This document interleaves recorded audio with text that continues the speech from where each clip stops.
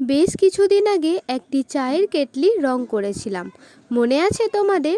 আমার সেই কেটলিটি দেখে একজনের তো খুব পছন্দ হয়ে যায়, আর সে তার বাড়ি থেকে কেটলি নিয়ে এসে আমায় দেয় আর বলে আমি যেমন রং করেছি ঠিক তেমনই একই রকম রং তাকে করে দিতে হবে। কিন্তু কি জানি কি হয়, একই রকম করব ভেবেও আর করা হয় না, একটু একটু তো বদলেই যায়।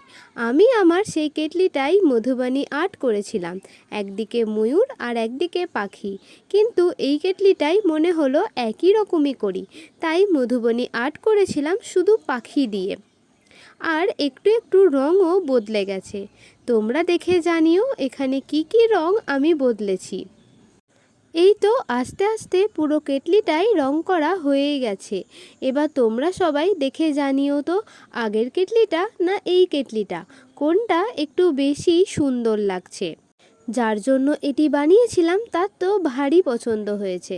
এইভাবে যে সমস্ত জিনিসপত্র আমাদের বাড়িতে আছে আর কাজে লাগে না বললেই চলে, সেই সমস্ত জিনিস রং করে সাজিয়ে রাখলে বেশ ভালোই লাগে, তাই না?